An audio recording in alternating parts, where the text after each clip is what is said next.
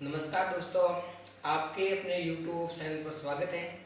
मैं आज नया वीडियो लेके आया हूँ ऊष्मागतिकी थर्मोडायनेमिक। देखो उसके बारे में अध्ययन करूँगा आज। और मैं आपको सबसे पहले मैं ये बताने वाला हूँ कि समय और समझ क्या होती है।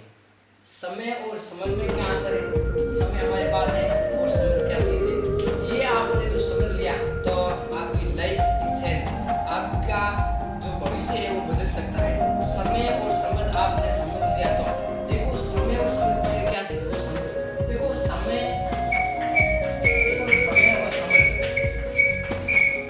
समय व समझ, समय व समझ जिन्होंने समझ लिया है वो तो अपना भविष्य बदल सकता है, लाइफ की सेंस कर सकता है। देखो समय है, हम ऐसे देखो जैसे कि हमारे पास अब समय है पढ़ने का, ठीक है, अब लेकिन हम नहीं पढ़ रहे। बाद में हमारा समझ आएगी तब हम पढ़ेंगे, सोचेंगे, हमारे पास टाइम नहीं रहेगा क्योंकि तब तो हम शादीशुदा हो जाएंगे, हमारे बाल बच्चे हो जाएंगे, तभी हमारे पास समय नहीं रहेगा। अब हम देखो, अब हमारे पास समय है लेकिन समझ नहीं है, और समझ आएगी तब हमारे पास समय नहीं रहेगा। इसलिए दोस्तों मैं आपको ये कहना चाहता हूँ, समय और समझ को सही प्रयोग करें इसका, और ये समझ लिया उसका भविष्य बदल सकता है। चलो दोस्तों हमारा वीडियो शुरू करते हैं। हमारा वीडियो है, टॉपिक है थर्मोडायनेमिक। देखो थर्मोडायनेमिक ऊष्मागतिकी क्या होते हैं वो भी मैं आपको बताऊंगा। थर्मोडायनेमिक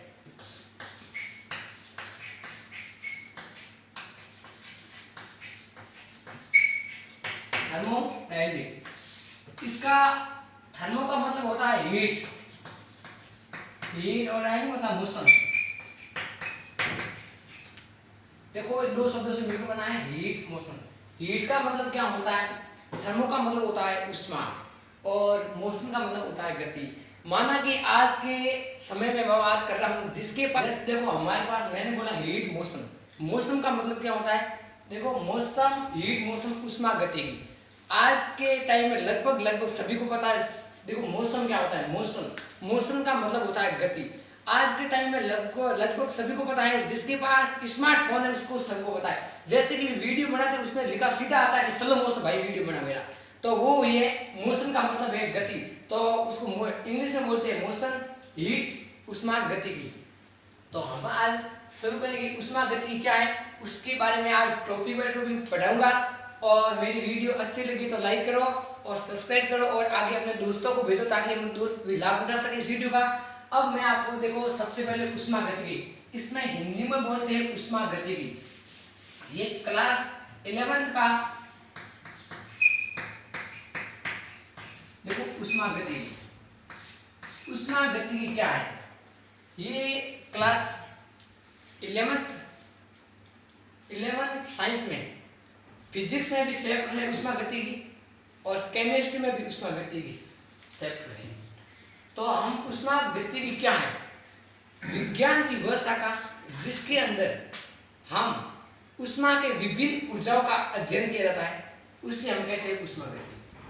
ऊष्मा गति को पढ़ने के लिए निम्नलिखित परिभाषाओं के द्वारा पढ़ेंगे। तो हम सबसे पहले मैंने वो वीडियो डाला था तो उसमें लिखा आया था नीचे कमेंट में कि आप ऊपर लिखो और बाद में समझो, तभी बाकी दोस्तों वो भी साथ में लिखते हैं, तो मैं आप लिख के समझाऊंगा ऊष्मा गति क्या होता है। सबसे पहले ऊष्मा गतिकी, ऊष्मा गतिकी, थर्मोडायनेमिक्स, मोशन, हीट मोशन, ये क्या थर्मो, देखो ऊष्मा गतिकी मैंने आपको परिभाषा बता दी, मैं यहाँ लिख लेता हूँ। विज्ञान की वह शाखा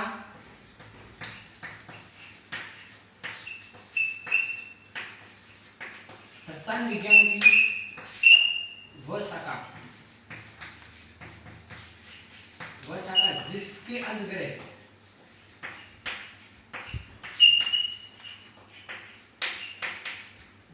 अंतर्गत ऊष्मा के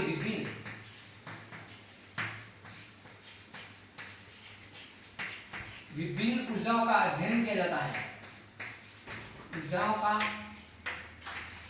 अध्ययन किया जाता है।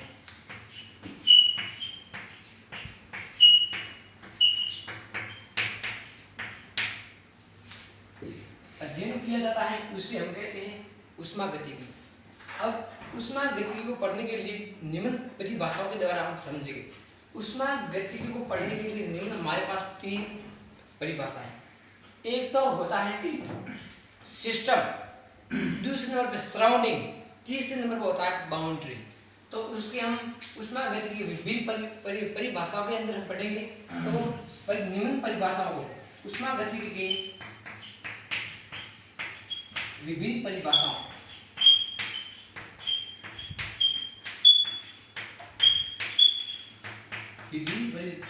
द्वारा हम पढ़ेंगे आज। देखो एक नंबर पे है, मैंने बता दिया ऊष्मागतिकी सिस्टम। सिस्टम का मतलब होता है तंत्र, निकाय। तो ब्रह्मांड का, हमारे ब्रह्मांड का वह क्षेत्र जिसके लिए हम ऊष्मा का अध्ययन या ऊष्मा के अध्ययन करने के लिए चयन किया गया है, उसे हम कहते हैं सिस्टम या निकाय, उसे निकाय तंत्र कहते हैं। ठीक है, तो मैं लिख देता हूं यहाँ सिस्टम। सिस्टम को हिंदी में बोलते हैं तंत्र या निकाय। देखो ब्रह्मांड का वह क्षेत्र, ब्रह्मांड का वह क्षेत्र जिसके अध्ययन करने के लिए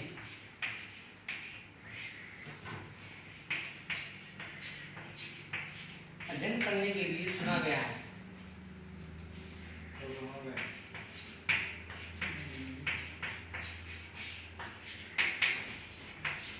चुना गया है उसे हम निकाय या तंत्र कहते हैं। निकाय या तंत्र कहते हैं ब्रह्मांड का वह क्षेत्र जिसके हम ऊष्मा के अध्ययन करने के लिए चुना गया है या उसका अध्ययन किया जाता है, उसे हम कहते हैं सिस्टम। अब दूसरे नंबर की बात करते हैं हम सराउंडिंग। सराउंडिंग को हिंदी में बोलते हैं परिवेश। परिवेश, देखो सराउंडिंग क्या है। देखो ये तो हो गया सिस्टम। अब बात करते हैं सराउंडिंग। सराउंडिंग ब्रह्मांड का शेष भाग, तंत्र के अलावा भाग है, वो है सराउंडिंग। कोई तो नहीं बात। देखो सराउंडिंग ब्रह्मांड का वह क्षेत्र, ब्रह्मांड का अन्य शेष क्षेत्र, अन्य शेष क्षेत्र, क्षेत्र को सराउंडिंग या परिवेश परिवेश कहते हैं। देखो परिवेश क्या है, सराउंडिंग क्या है, ब्रह्मांड के वो अन्य क्षेत्र को हम सराउंडिंग कहते हैं। अब तीसरे नंबर की बात करते हैं हम बाउंड्री की। तो मैं इन्वर्टर लेता हूँ यहाँ। हम तीसरे नंबर की बात कर रहे हैं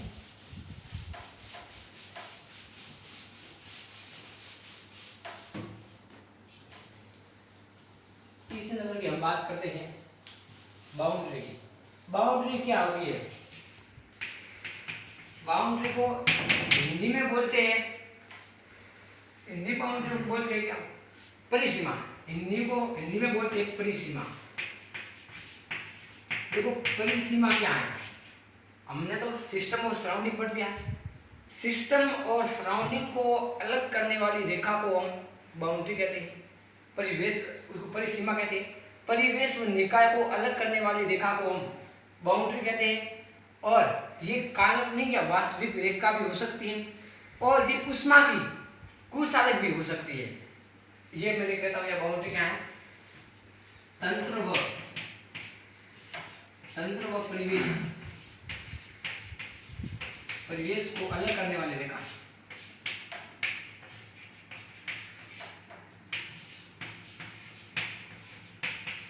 अलग करने वाली रेखा को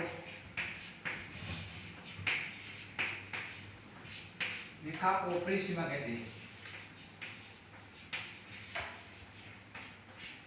परिसीमा कहते हैं। ये रेखा वास्तविक या काल्पनिक भी हो सकती है। वह वास्तविक रेखा हो सकती है, रेखा हो सकती है। और ये ऊष्मा की कुचालक भी हो सकती है। ऊष्मा की कुचालक भी हो सकती है।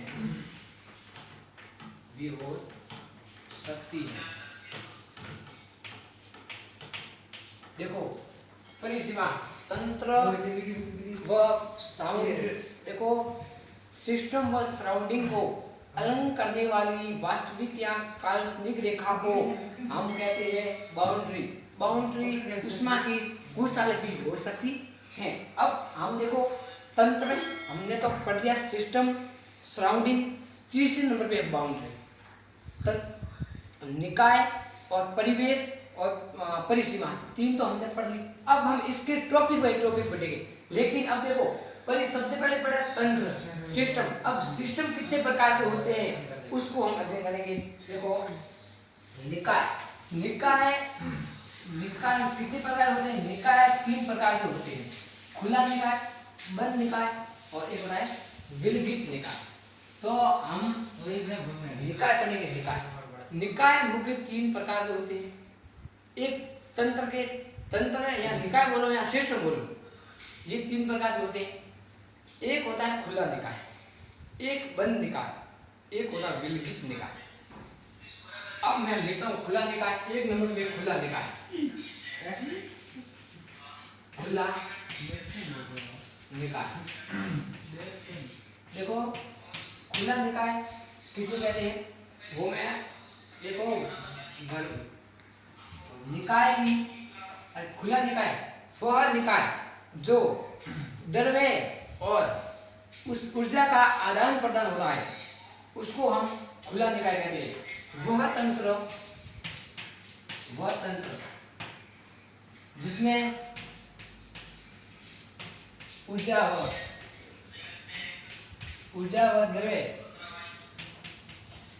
द्रव्य का आदान प्रदान या स्थानांतरण होता रहता है। आदान प्रदान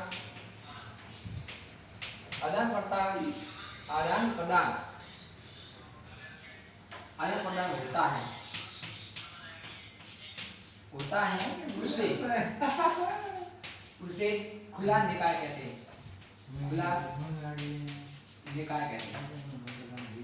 खुला निकाय कहते। एग्जाम्पल की बात करें, जैसे खुले बीकर में रखा ठंडा जल। अब हम बात करते हैं बंद निकाय।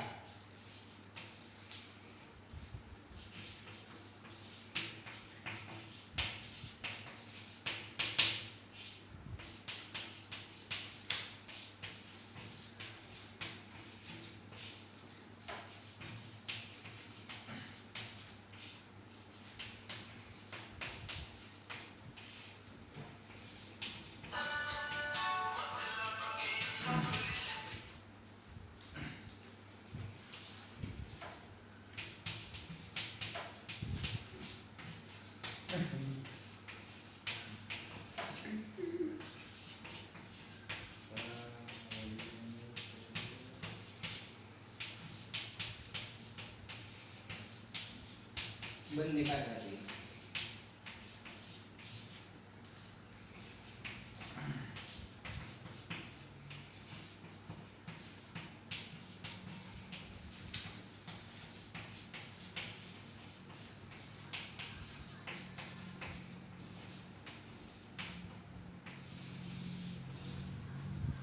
अब हम बात करते हैं खुला बंद, एक तीसरी बात करते हैं विलगित निकाय।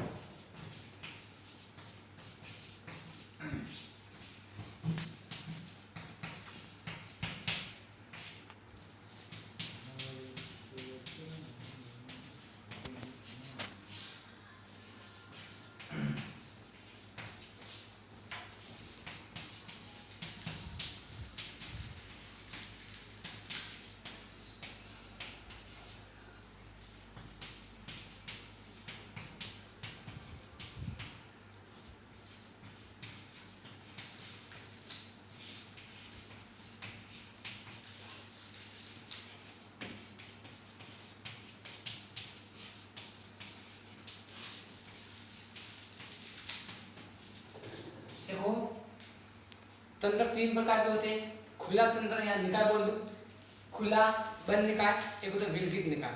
खुला निकाय किसे कहते हैं?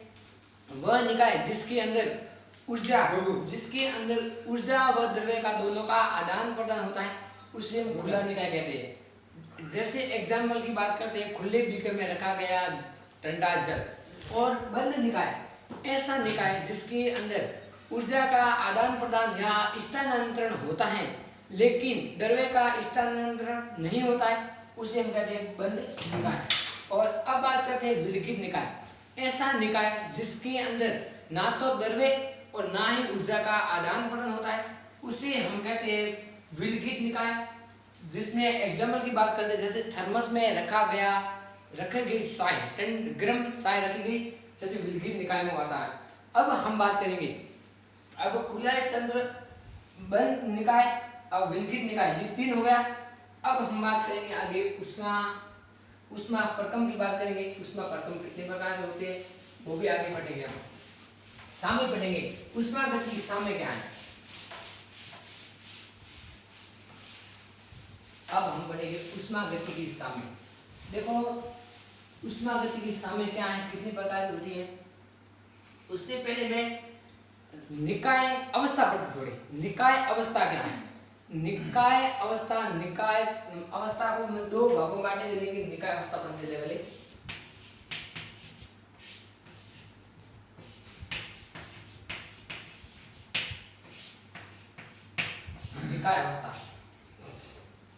निकाय अवस्था क्या है? एक फलन, निकाय फलन, अवस्था फलन क्या होता है? अवस्था फलन, अवस्था फलन क्या है? ऐसे निकाय जो अपनी प्रारंभिक व अंतिम अवस्था पर निर्भर करते हैं, उसे अवस्था फलन कहते हैं। ऐसे निकाय तंत्र के प्रारंभिक व अंतिम उसके निर्भर करते हैं, उसे अवस्था फलन कहते हैं। ऐसे निकाय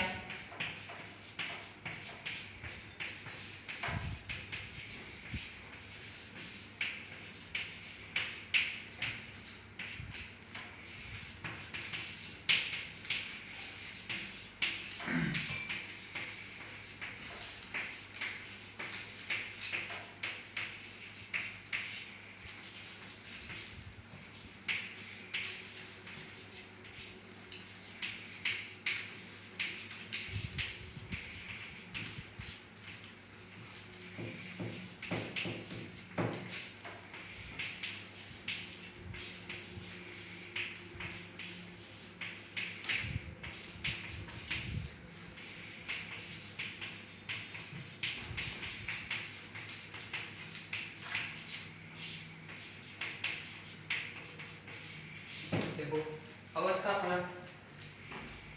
फलन के होता है पथ फलन।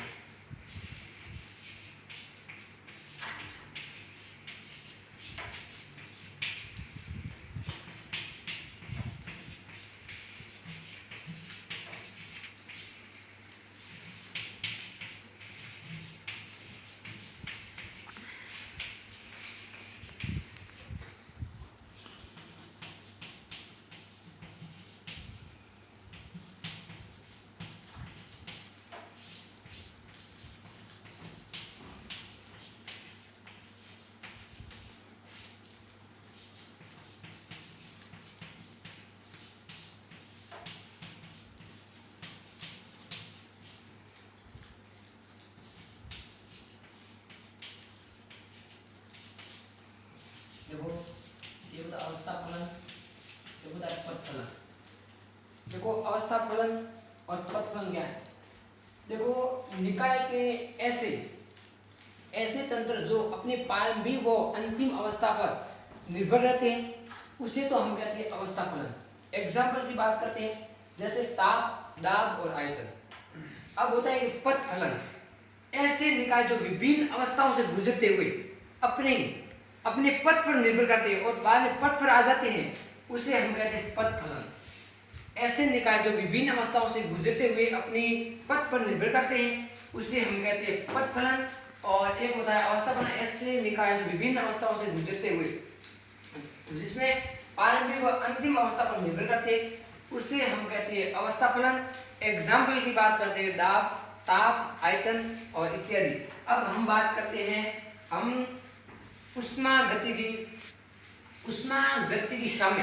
ऊष्मागतिकी क्या है? ऊष्मागतिकी साम्य हम बारे में हम अध्ययन करेंगे। देखो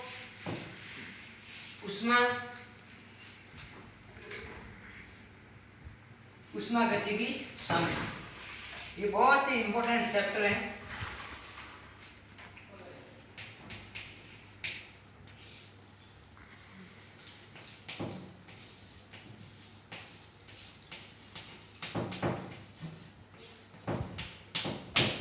ऊष्मागतिकी साम्य क्या है?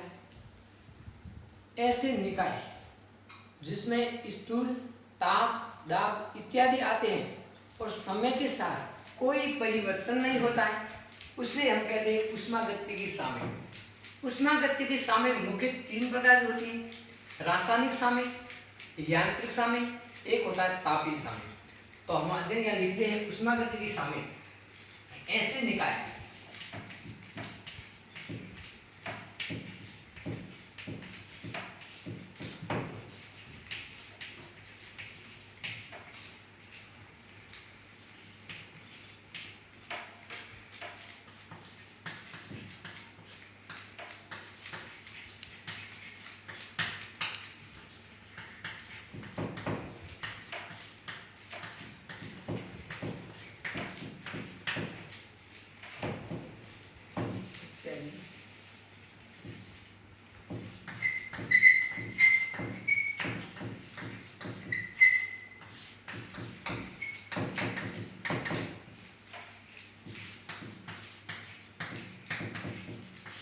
समय के साथ कोई परिवर्तन नहीं होता है, उसे ऊष्मागतिकी साम्य कहते हैं।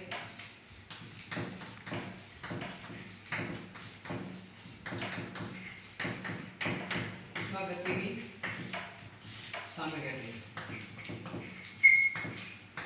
देखो ऊष्मागतिकी साम्य 3 प्रकार की होती है। देखो पहले रासायनिक साम्य,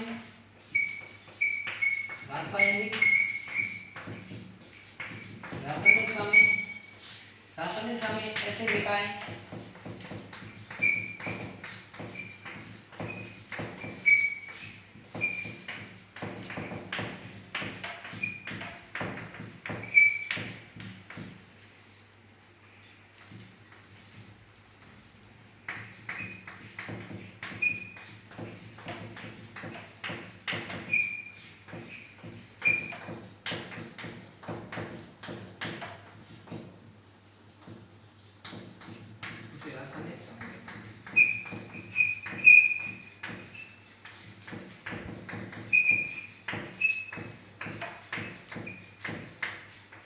रासायनिक साम्य कहते हैं। अब बात करते हैं दोनों पे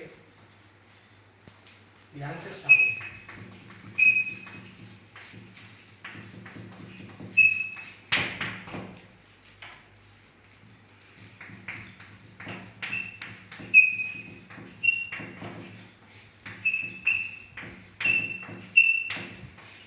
जिसके केंद्र में यांत्रिक कार्य नहीं होता है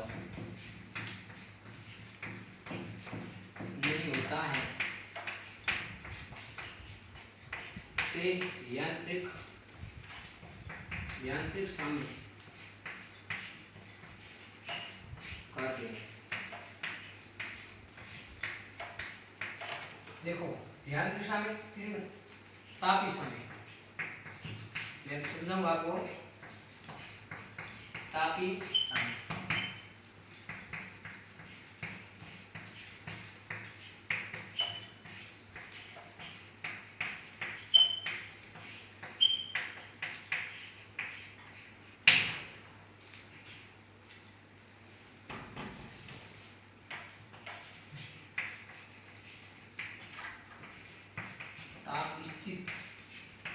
स्थिति नियत रहता है उससे तापीय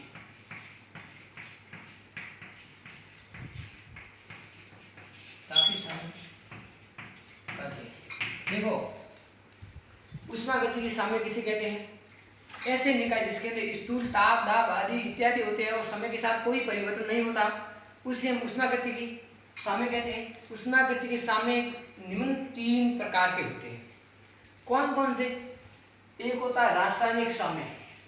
देखो रासायनिक साम्य, रासायनिक साम्य क्या है? ऐसे निकाय जिसके तंत्र के संगठन में कोई परिवर्तन नहीं होता हो, रासायनिक तंत्र में कोई परिवर्तन नहीं होता हो, उसे हम कहते हैं रासायनिक साम्य। दूसरे नंबर पे बात करते हैं यांत्रिक साम्य। ऐसा निकाय जिसके तंत्र में यांत्रिक कार्य नहीं होता हो, उसे हम कहते हैं यांत्रिक साम्य कहते हैं। तीसरे नंबर की बात करते हैं तापीय साम्य। ऐसा निकाय जिसके अंदर ताप में कोई परिवर्तन नहीं होता हो, ताप नियत रहता हो, डेल्टा टी नियत रहता है, उसे हम कहते हैं तापीय साम्य। अब हम हो गई हमारी बात उष्मागतिकी साम्य, ये तो हो गया क्लियर। अब हम बात करेंगे उष्मागतिकी प्रक्रम क्या है, उष्मागतिकी प्रक्रम कितने प्रकार की होती है, वो अब हम यहाँ लिखेंगे। आपने ये देख लिया तो आपका स्क्रीनशॉट लीजिए और मैं आपको दूसरा में उष्मागतिकी प्रक्रम बताने वाला हूँ। अब मैं इसको मिटा देता हूँ।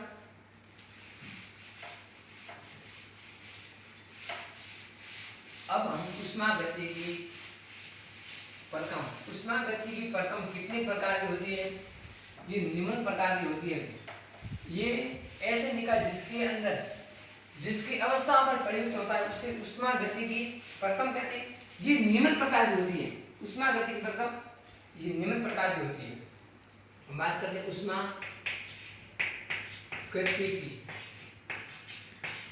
उष्मागतिकी प्रक्रम।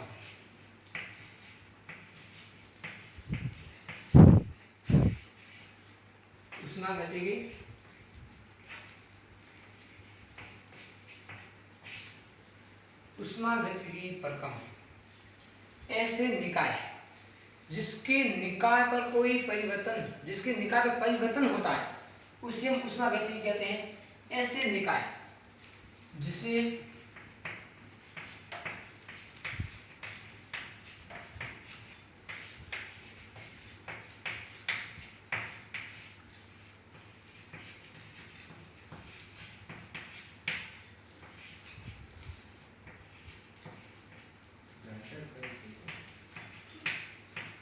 परिवर्तन होता है, उसे उष्मागतिकी कहते हैं। उष्मागतिकी प्रक्रम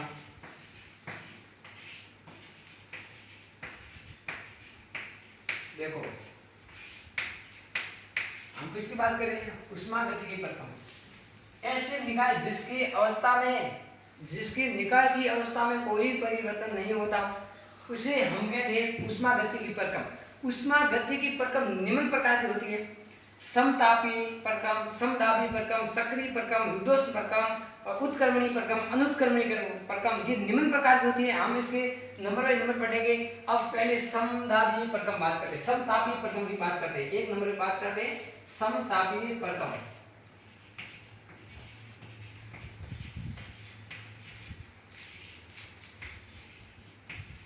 देखो समतापीय प्रक्रम इस शब्दों से सीधा स्पष्ट हो रहा है बिल्कुल। सम का मतलब होता है समान, ताप का मतलब होता है ताप, तापीय मतलब ताप, समान ताप रहता है, नियत ताप रहता है, उसे हम कहते हैं समतापीय प्रक्रम कहते हैं। ठीक है, ऐसे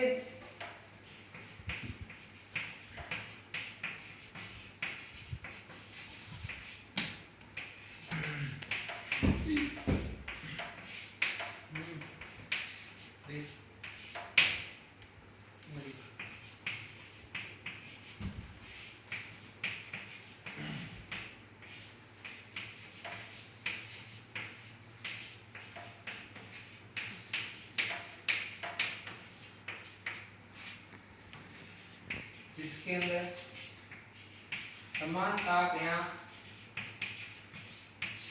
रहता है, उसे हम कहते हैं उष्मागतिकी समतापीय प्रक्रम। इसे दर्शाने के लिए डेल्टा टी बराबर 0, सिंपल सी बात है वो समतापी प्रक्रम। अब दूसरे नंबर की बात करें समदाबी प्रक्रम।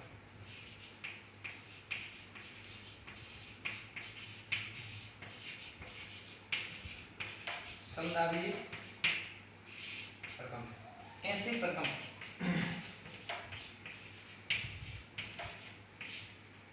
सॉरी यहाँ प्रक्रम देखा था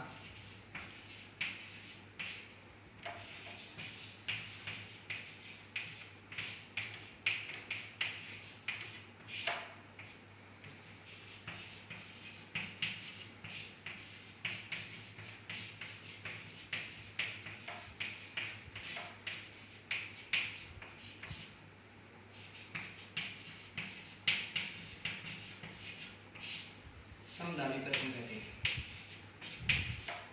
इसे दर्शाने के लिए डेल्टा P बराबर 0। देखो डेल्टा P बराबर 0। देखो समदाबी प्रक्रम ऊष्मागतिकी प्रक्रम किसे कहते हैं? ऐसे प्रक्रम जिसके अंदर निकाय की अवस्था पर परिवर्तन होता है उसे हम कहते हैं ऊष्मागतिकी प्रक्रम। अब ऊष्मागतिकी प्रक्रम निम्न प्रकार के होते हैं: समदाबी प्रक्रम, समायतनीय प्रक्रम, समतापीय, समदाबीय, सक्रिय प्रक्रम, रुद्धोष्म प्रक्रम और उत्क्रमणीय प्रकार और एक अनुत्क्रमणीय प्रक्रम। ये निम्न प्रकार की होती है। तो मैंने बोला नंबर बाय नंबर इसको हम पढ़ेंगे। पहले समतापीय प्रक्रम। समतापीय का मतलब सीधा स्पष्ट हो रहा है। देखो सम का मतलब है समान, तापी का मतलब ताप, समान ताप रहता है या ताप नियत रहता है उसे हम समतापी प्रक्रम कहते हैं। ऐसे प्रक्रम जिसके अंदर ताप समान रहता है या नियत रहता है उसे हम समतापी प्रक्रम कहते हैं।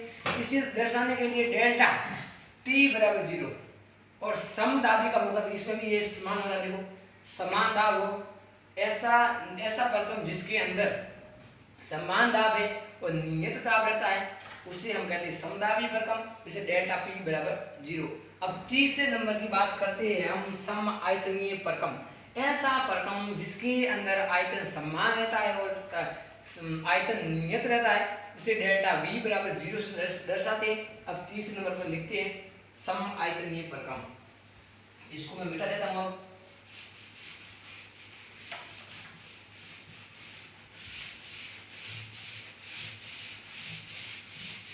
अब बात करें समायतनीय प्रक्रम। ये निम्न प्रकार की 7 प्रकार की होती है। निम्न प्रकार रहती है इसके लगातार 7 बार पढ़ेंगे हम, 7 प्रकार की पढ़ेंगे। अब समायतनीय प्रक्रम तीसरे नंबर की बात करें समायतनीय प्रक्रम। समायतन प्रक्रम ऐसे प्रक्रम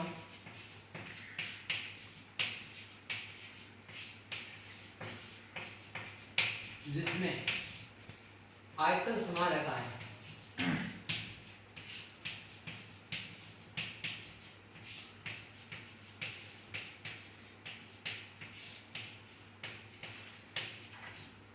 उसे सम आयतनीय प्रक्रम कहते हैं।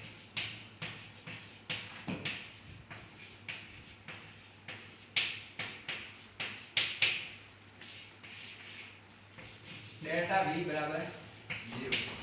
एक और जल्दी बात कर लेते हैं 4 नंबर पे रुद्धोष्म प्रक्रम।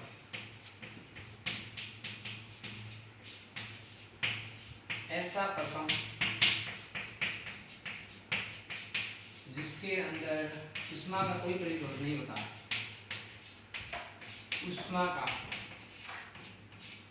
का कोई परिवर्तन नहीं होता है। कोई परिवर्तन नहीं होता है या नहीं होता हुआ उसे रुद्धोष्म प्रक्रम कहते हैं। प्रक्रम कहते हैं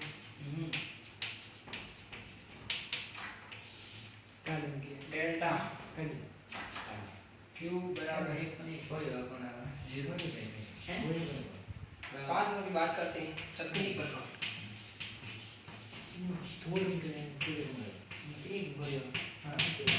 ऐसे प्रक्रम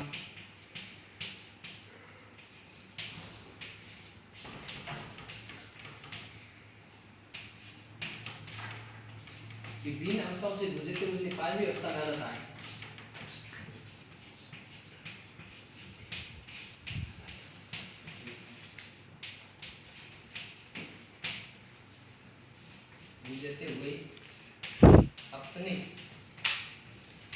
पानी भी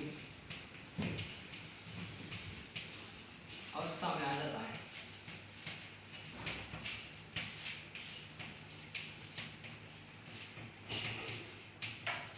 उसे रुदुष्प्रकम कहते हैं। रुदुष्प्रकम कहते हैं कि डेल्टा जी बराबर 0, डेल्टा जी बराबर 0, डेल्टा जी बराबर 0 और यहाँ डेल्टा एस बराबर 0, यहाँ डेल्टा ई एस बराबर 0 बराबर इसको दर्शा रहे हैं। हम बात कर रहे हैं, देखो किसकी बात कर रहे हैं, रुदुष्प्रकम को सम आयतनीय प्रकम है, जिसके अंदर समान आयतन रहता है, जिसके नियत रहता है, उसे सम आयतनीय प्रकम कहते हैं। अब उसके बाद बात करते हैं हम रुदुष्प्रकम, ऐसा प्रकम जिसके अंतर्गत उष्मा का कोई परिवर्तन नहीं होता, उष्मा जैसी की जैसी रहती है उसे रुदुष्प्रकम कहते हैं। उसके बाद में हम करते हैं चक्रीय प्रकम।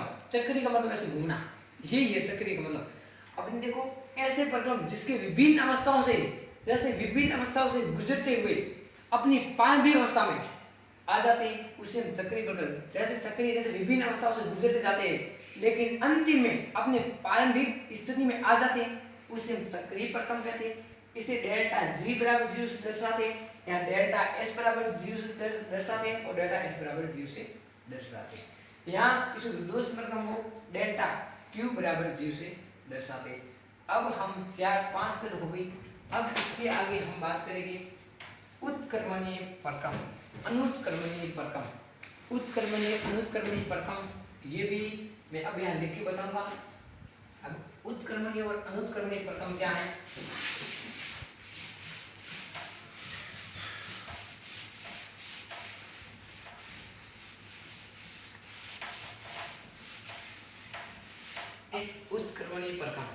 उत्क्रमणीय प्रकम की बात करते हैं। उत्क्रमणीय प्रकम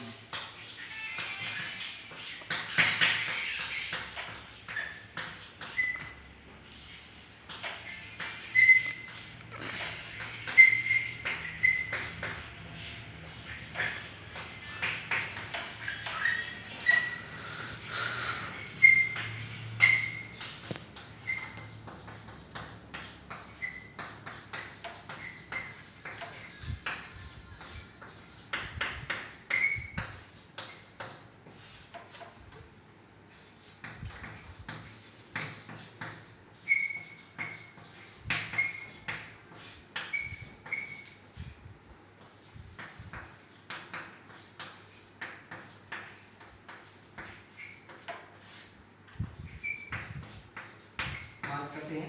उत्क्रमणीय प्रकम की, उत्क्रमणीय प्रकम ऐसे प्रकम होते हैं जिसके अंदर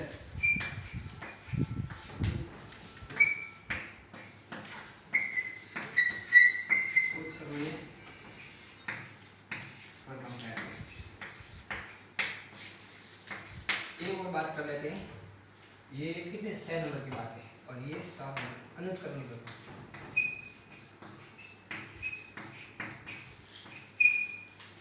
अनुत्क्रमणीय प्रकम ऐसे निकालो 3 बच्चे होते हैं, ऐसे प्रकम जो 3 गति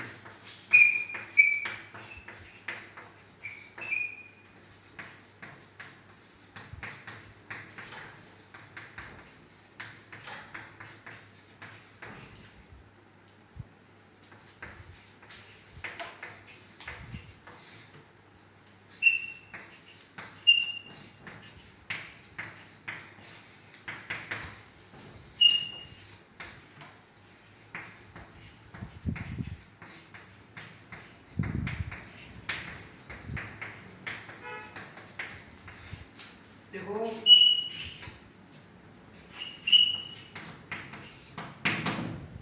हो गई उत्क्रमणीय प्रकम और अनुत्क्रमणीय प्रकम, इसकी बात हो रही है।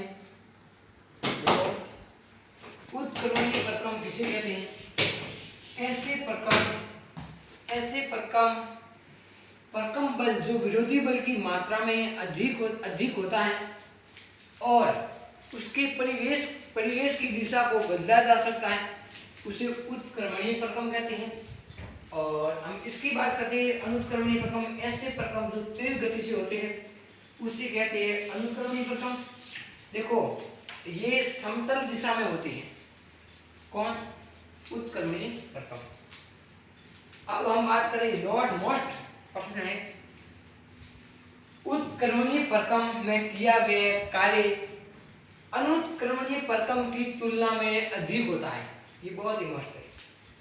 उत्क्रमणीय परकम में किया गया कार्य अनुत्क्रमणीय परकम की तुलना में अधिकतम या अधिक होता है। ये मैं लिख देता हूं।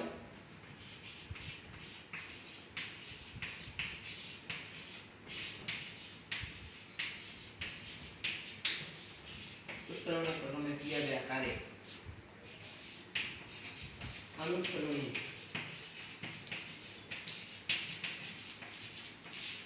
परकम की तुलना में अधिक होता है।